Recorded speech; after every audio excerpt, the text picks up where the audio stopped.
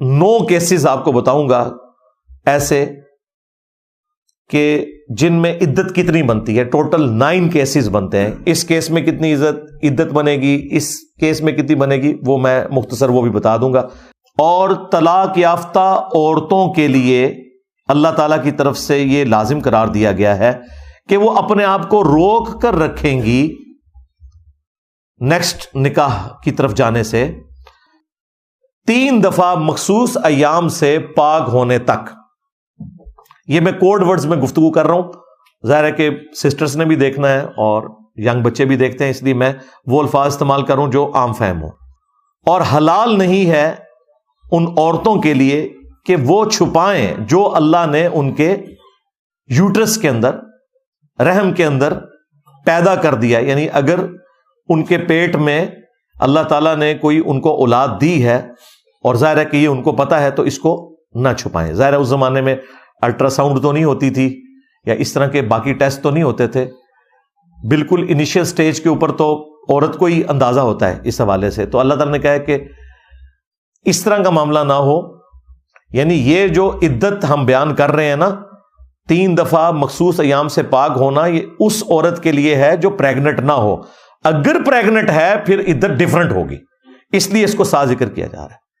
ان کننا یؤمنن باللہ والیوم الآخر, اگر وہ ایمان رکھتی ہیں نا اللہ پر اور آخرت کے دن کی جواب دہی کے اوپر, تو پھر انہیں اللہ سے ڈرتے ہوئے یہ حرکت نہیں کرنی چاہیے.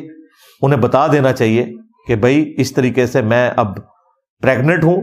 تو ظاہر ہے جب پریگنٹ ہے تو جب تک وضع حمل نہیں ہوگا, ڈلیوری نہیں ہوگی, اس کی عدت اس حوالے سے چلتی رہے گی. وہ انشاءاللہ 9 کیسز میں آپ کو بعد میں بتا دیتا ہوں, ان میں ایک یہ بھی ہے. اب بڑی امپورٹنٹ بات آ رہی ہے جس میں غامدی صاحب نے جو ایک نیا کانسیپٹ دیا نا, اس کا رد ہو رہا ہے. وَبُعُولَتُهُنَّ أَحَقُّ بِرَدِّهِنَّ فِي ذَلِكَ, ان کے جو وہ والے ہسبینڈ ہیں جنہوں نے انہیں طلاق دی ہے, وہ زیادہ حق رکھتے ہیں کہ اپنی بیویوں کی طرف لوٹ جائیں اس مدت کے دوران. یہ اس طلاق کا ذکر ہو رہا ہے جس میں 1 یا 2 طلاقیں ہوں, کیونکہ اس سے اگلی آیت میں پھر تفصیل کے ساتھ آ رہا ہے کہ طلاق 2 دفعہ دی جا سکتی ہے اور تیسری دفعہ جب دیں گے تو پھر تو معاملہ ختم. 1 یا 2 طلاقیں دی ہیں تو اس صورت میں اللہ تعالیٰ فرما رہا ہے کہ جو پہلا خاوند ہے نا جس نے طلاق دی ہے, وہ زیادہ حق رکھتا ہے کہ وہ عدت کے اندر اپنی بیوی سے رجوع کر سکتا ہے. اس کا مطلب یہ ہے کہ پھر 3 مہینے آلموسٹ, یا وہ 3 دفعہ مخصوص ایام سے پاک ہونا اور پریگنٹ ہونے کی صورت میں طلاق تو واقع ہو جائے گی. یہ بھی ویسے پبلک میں مشہور ہے کہ پریگنٹ عورت کو طلاق نہیں ہوتی, طلاق ہو جائے گی اس کو, لیکن اس کی عدت ختم اس وقت ہوگی جب وضع حمل یعنی ڈلیوری ہوگی. اس دوران اگر وہ خاوند اپنی بیوی کی طرف رجوع لانا چاہتا ہے عدت کے اندر اندر, تو سب سے زیادہ حقدار وہی مرد ہے جس نے اسے طلاق دی ہے. لیکن 3 طلاقیں نہیں, 1 یا 2, 3 کے بعد تو وہ نہیں رکھ سکتا. تو پھر وہ اس مدت کے اندر اپنی بیوی کی طرف رجوع لائے تو بغیر نئے نکاح کے لائے گا. اس دوران طلاق تو ہوگی, نکاح نہیں ٹوٹے گا. نکاح ٹوٹے گا جب طلاق بائن ہو جائے. اس دوران جو طلاق ہے وہ رجعی رہے گی, یعنی آپ رجوع کر سکتے ہیں. جیسے ہی وہ عدت پوری ہو جائے تو طلاق رجعی جو ہے وہ طلاق بائن میں کنورٹ ہو جاتی ہے. اس کے بعد پھر اس عورت کی بھی مرضی دیکھی جائے گی کہ وہ اپنے ایکس ہسبینڈ کے ساتھ دوبارہ نکاح کرنا چاہتی ہے کہ نہیں. پھر حق بیر بھی نیا ہوگا. ہاں, پھر یہ نہیں ہوگا کہ ٹھیک ہے جی میں اب رجوع لاتا ہوں. رجوع لانے کا اختیار وہی 3 مہینے اپروکسیمیٹلی بات ہو رہی ہے, یعنی 3 تو اور اس کے اندر اس کے بعد اس بیوی کی مرضی. اور یہ بھی اس کیس میں اگر 1 یا 2 طلاقیں ہوئی ہیں. اگر 3 طلاقیں ہوئی ہیں تو پھر جا کے اہل حدیثوں سے فتویٰ نہیں لینا بھائی. ہاں, اور نہ حنفیوں سے حلالہ کرانا ہے, نہ اہل حدیثوں سے حرامہ کروانا ہے. دونوں ہی حرام ہے. حلالہ اس طریقے سے زبردستی والا یہ بھی حرام ہے, اور وہ حرامہ کے 3 دے کے پھر وہ کہتے نہیں 1 ہوگی, وہ بھی حرام ہے. یہ الگ سے ایک ٹاپک ہے. البتہ اس عدت کے دوران وہ خامن زیادہ حقدار ہے. اب مجھے بتائیں غامدی صاحب نے جو یہ ایک نئی پخ چھوڑی کہ چونکہ الٹرا ساؤنڈ کے ذریعے یہ پتہ چل جاتا ہے کہ عورت پریگننٹ نہیں ہے، تو وہ یہ کہتے ہیں کہ اب اسے عدت پوری کرنا کوئی ضروری نہیں ہے، ٹھیک ہے وہ نیا نکاح کر لے۔ اب مجھے بتائیں اگر اس خامند نے اسے 1 یا 2 طلاقیں دی ہوئی ہیں اور وہ پریگننٹ بھی نہیں ہے، الٹرا ساؤنڈ بھی کہتا ہے نہیں ہے، تو قرآن تو اسے حق دے رہا ہے کہ وہ 3 مہینوں تک، اللہ تعالیٰ کہہ رہا ہے کہ وَبُعُولَتُهُنَّ أَحَقُّ بِرَدِّهِنَّ، ان کے وہ والے جو ہسبینڈ ہیں نا وہ زیادہ حق رکھتے ہیں کہ وہ رجوع لائیں، اس کا حق تو پھر غامدی صاحب نے چھین لیا۔ سمجھ رہے ہیں نا آپ میری بات؟ پھر تو ٹھیک ہے طلاق لئی، الٹرا ساؤنڈ کرایا تو پھر اتو جتو الٹرا ساؤنڈ کرایا اتو ہی دوسرے کا ناس جائے، جبکہ قرآن تو کہہ رہا ہے نہیں، 3 مہینے کے اندر وہ خامند یہ حق رکھتا ہے کہ وہ اس عورت کے ساتھ شادی کرے۔ اب وہ الٹرا ساؤنڈ کی رپورٹ لے کے جا کے تو کہیں جا کے دوسری جگہ شادی کر لے، وہ حق آپ ختم نہیں کر سکتے۔ لہذا یہ یاد رکھیے گا جو شعائر اسلام ہے ان کو آپ نہیں بدل سکتے۔ مثلا اذان دینا نماز کے لیے مسجد میں، یہ شعائر اسلام ہے، اگرچہ ہم گھڑی کو دیکھ کے مسجد میں جاتے ہیں، لیکن دنیا کا کوئی مفتی، کوئی بزرگ، کوئی بابا، ایون کوئی صحابی بھی ہو، دین کے اس حکم کو نہیں بدل سکتا کہ اب اذان کی ضرورت ہی کوئی نہیں ہے، ٹھیک ہے گھڑی دیکھو اور مسجد میں جاؤ۔ اگرچہ پریکٹیکلی یورپ امریکہ میں تو بالکل ضرورت باقی نہیں رہی ہے، یہاں پہ بھی اذانوں کی آواز کدھر آتی ہے؟ آ بھی جائے تو ہم ان اذانوں کو تو نہیں فالو کر رہے ہوتے۔ جس نے 1:30 بجے نماز پڑھنی ہے اس کی بلا سے 1:45 اذان ہو رہی ہے، وہ تو گھڑی کو دیکھتا رہتا ہے کہ میں نے تو 1:30 والی مسجد میں جانا ہے، وہ اذان نہ بھی ہو اس نے گھڑی کے مطابق مسجد میں جانا ہوتا ہے۔ لیکن کوئی مائی کا لال اذان کو ختم کر سکتا ہے؟ کیونکہ شعائر اسلام ہے۔ اس طریقے سے کوئی یہ والی عدت کی مدت کو سائنٹیفکلی اس طریقے سے کر کے وہ پھر انوملی کریٹ ہو جائے گی۔ اگر آپ اس کو ایڈریس بھی کر لیں اور یہ کہیں کہ جی اس کا مقصد تو یہ تھا کہ وہ عورت پریگننٹ ہے یا نہیں، تو مقصد تو یہ بھی تھا کہ وہ والا مرد 3 مہینے کے اندر رجوع لا سکتا ہے، اس مرد سے آپ حق کیسے چھین سکتے ہیں کہ وہ کسی دوسرے مرد کے ساتھ جا کے شادی کرے؟ پہلا حق اس مرد کا ہے اگر 1 یا 2 طلاقیں ہوئی ہیں۔ لہذا یہ ان کا فتویٰ قرآن کے بالکل خلاف ہے۔ یہ ایک ریزن ہے پریگننٹ ہونا۔ دوسرا یہ کہ اللہ نے موقع دیا، اس لیے سورہ طلاق میں سورۃ البقرہ میں آیا کہ عدت کے دنوں میں آپ نے عورت کو گھر سے باہر نہیں نکالنا، وہ عدت اپنے خاوند کے گھر میں پوری کرے گی۔ کیوں؟ اب مجھے بتائیں، یہاں تو 5 منٹ بعد جو ہے نا خاوند فتویٰ لینے کے لیے نکل پڑتا ہے کہ غلطی ہو گئی، بچوں کا کیا بنے گا۔ 1 طلاق دی اگر خاوند نے، اس کے بعد 3 مہینے اس کی بیوی اسی گھر میں رہے، وہ 3 منٹ بعد خاوند کو خیال آ جاتا ہے کہ میں کیا کر بیٹھا ہوں، سیاپا پالے اپنی جان نو۔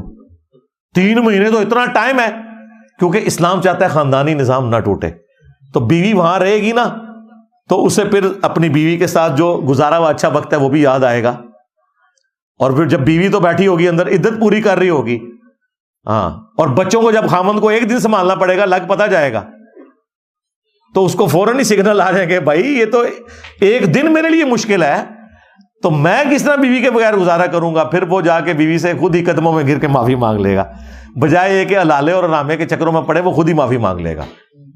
یہ ہے اس کے پیچھے حکمت کہ وہاں پہ عدت وہ اپنے خاوند کے گھر پوری کرے گی۔ اور اگر 3 طلاقیں ہو چکی ہیں جو اکٹھی دینا حرام ہے، لیکن اگر دے کوئی اسٹیبلش ہو جاتی ہیں، اس صورت میں بھی خاوند نہیں اسے نکالے گا۔ کیوں؟ اس کے ماں باپ کہاں پہ رہتے ہیں، بہن بھائی کہاں پہ ہیں؟ اگلے زمانوں میں تو دوسرے شہر میں جانا ایک ایشو تھا، یہ والی ٹرانسپورٹ تو نہیں تھی، تو کہا گیا کہ ہر صورت میں بھلے 3 طلاقیں بھی اگر کسی نے دے دی ہیں تب بھی وہ خاوند کے گھر میں اپنی عدت کو پورا کرے، تاکہ اس کے ماں باپ تک اطلاع پہنچے، اور وہ اگر اس دوران وہ لے کے جانا چاہتے ہیں تو ٹھیک ہے، وہ رائٹ ہے، وہ لے کے جا سکتے ہیں۔ ادروائز خاوند اتنے عرصے کھانا پینا خرچہ بھی اس کو دے گا اگرچہ 3 طلاقیں بھی دے چکا ہوا ہے۔ ویسے تو اسلام میں طلاق 1 ہی دینی چاہیے، اس کے بعد عورت کی مرضی، 3 مہینے بعد چاہے آپ سے شادی کرے چاہے کسی اور سے، کم از کم وہ دروازہ تو کھلا رہے نا، حلالہ یا حرامہ نہ کروانا پڑے، پھر آپ ٹھیک ہے اسی اور سے شادی کر سکتے ہیں۔ جو یہ ٹھا 3 طلاقیں مارتے ہیں اور بیوی کو مار کے رکھ دیتے ہیں، بیوی کو کیا مارتے ہیں، اپنے آپ کو ہی مار لیتے ہیں۔ ذلت تو خامن کو بھی کاٹنی پڑتی ہے، بلکہ زیادہ کاٹنی پڑتی ہے۔ اس لیے میں شادی شدہ لوگوں سے کہتا ہوں کہ بھائی دروازہ توڑ لو، کھڑکی توڑ لو، اپنا سر پھاڑ لو، بیوی کا نہیں اپنا، لیکن طلاق کا لفظ نہ اپنی زبان پہ لاؤ، پوری زندگی پچھتاؤ گے۔ اگر اس عورت کی زندگی برباد ہوتی ہے نا تو اس مرد کا بھی کچھ نہیں بچتا۔ اسی لیے ابو داؤد میں حدیث ہے اللہ تعالیٰ کو حلال چیزوں میں سب سے زیادہ ناپسندیدہ طلاق ہے۔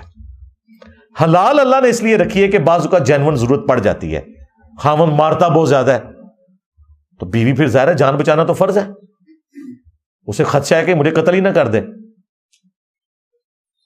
اسی طریقے سے کسی کی عورت بہت زیادہ بدکاری کے اوپر تلی ہوئی ہے تو ظاہر ہے کون سا خاوند اس کو برداشت کرے گا، پھر اولاد بھی برباد ہو جاتی ہے، ایکسٹریم کنڈیشن میں ہو سکتا ہے۔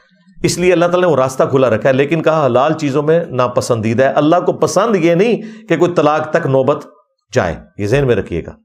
حتیٰ کہ صحیح مسلم میں حدیث ہے کہ شیطان کا تخت پانیوں پہ لگا ہوا ہے، شام کے وقت سارے کے سارے اس کے چیلے آ کے رپورٹ کرتے ہیں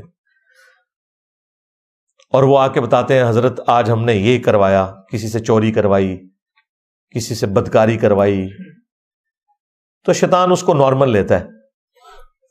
ایک اس کا چیلا آ کے یہ بتاتا ہے کہ میں نے آج میاں بیوی میں علیحدگی کروا دی ہے، لڑائی ڈروا دی۔ شیطان اتنا خوش ہوتا ہے کہ اسے گلے لگا لیتا ہے کہ پتر تو جڑا نا کام صحیح کیتا ہے، کیونکہ تو نے ایک کام کر کے کتنے زیادہ گناہوں کا دروازہ کھول دیا۔ بعض اوقات ایسی عورتیں پھر معاشرے کے لیے ناسور بن جاتی ہیں، اولاد ناسور بن جاتی ہے، مرد ناسور بن جاتے ہیں۔ اسی لیے اس چیز کو اسلام میں ناپسندیدہ قرار دیا گیا۔ صحیح مسلم میں حدیث ہے نبی علیہ السلام نے فرمایا کوئی بھی مؤمن اپنی مؤمنہ بیوی سے بغض نہ رکھے، ہاں دل میں بھی برائی نہ رکھے۔ بخاری اور مسلم دونوں میں حدیث ہے میں اپنے بعد سب سے بڑی آزمائش تمہارے لیے تمہاری عورتیں یعنی کہ بیویاں چھوڑ کے جا رہا ہوں۔ اچھا بیویوں کو حضور نے نہیں کہا کہ تمہارے خاوند تمہارے لیے آزمائش چھوڑ کے جا رہا ہوں، حضور کو پتا تھا ڈومیننٹ مرد ہوتا ہے یہ زیادتی کرے گا، حضور نے مردوں کو ڈرایا کہ دیکھنا ان کے حق کا خیال رکھنا ہے۔ ہاں بخاری مسلم دونوں میں حدیث ہے عورت کو اللہ نے ٹیڑھی پسلی سے مرد کی پیدا کیا ہے، اسے سیدھا کرنے کی کوشش نہ کرو، توڑ بیٹھو گے، اسے توڑنا، اسے طلاق دینا ہے، اس سے نفع حاصل کرو۔ صحیح مسلم میں حدیث ہے دنیا متاع ہے، برتنے کی جگہ ہے، اور دنیا کا بہترین سرمایہ نیک بیوی ہے۔ یہ تو حقیقت بات ہے۔ اس لیے نبی علیہ السلام نے اس حوالے سے ترغیب دلائی، اور عورتوں کے حقوق کے معاملے میں تو نبی علیہ السلام بہت سینسٹیو تھے۔ بخاری مسلم میں حدیث ہے ایک سفر میں قافلہ جا رہا تھا تو عورتوں کو بھی اونٹوں پہ بٹھایا جاتا تھا، ہودے جو ہوتے تھے وہ بڑی بڑی ڈولیاں، مرد زیادہ تر پیدل چلتے تھے۔ ظاہر عورت کا پروٹوکول ہے، اسلام میں تو عورت کا پروٹوکول ہے بھائی، وہ گھر کی رانی ہے، اس کو پروٹوکول دیا جائے گا۔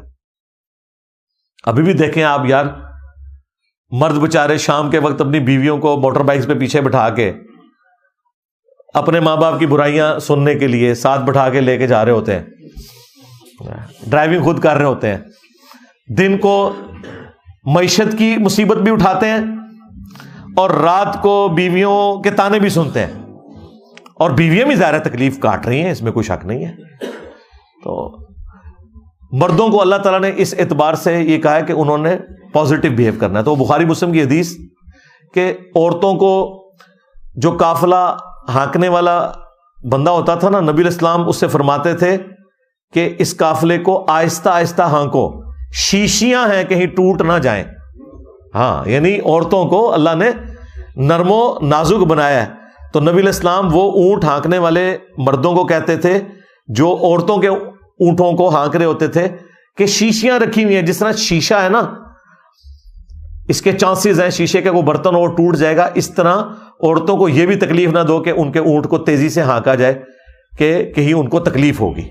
ظاہر ہے وہ ان کا مزاج ہی نہیں ہوتا، یہ تو چند ایک ذرا ہوتی ہیں نا عورتیں جو ککروں میں اپنے خاوند پکا کے کھا جاتی ہیں یا تھپڑ مارتی ہیں خاوندوں کو، زیادہ تر تو عورتیں بیچاری کمزور ہی ہیں نا، ظاہر دنیا نے بھی مان لیا، اسی لیے دیکھ لیں مردوں کے مقابلے اولمپکس میں عورتوں کے ساتھ تو نہیں ہوتے، ورنہ تو اگر یہ برابر ہو اس اعتبار سے ہیومن ڈگنیٹی میں برابر ہے، بلکہ اگر مجھ سے پوچھیں تو اسلام میں عورت کا مقام مردوں سے زیادہ ہی ہے ہیومن ڈگنیٹی میں، لیکن فزیکل اگر آپ ہیلتھ کے پوائنٹ آف ویو سے، سرکمسٹانسز کے پوائنٹ آف ویو سے دیکھیں تو ظاہر ہے کہ مردوں کو اللہ تعالیٰ نے اس حوالے سے زیادہ اسٹرانگ بنایا، تو ان کی ذمہ داری بھی پھر زیادہ ہے.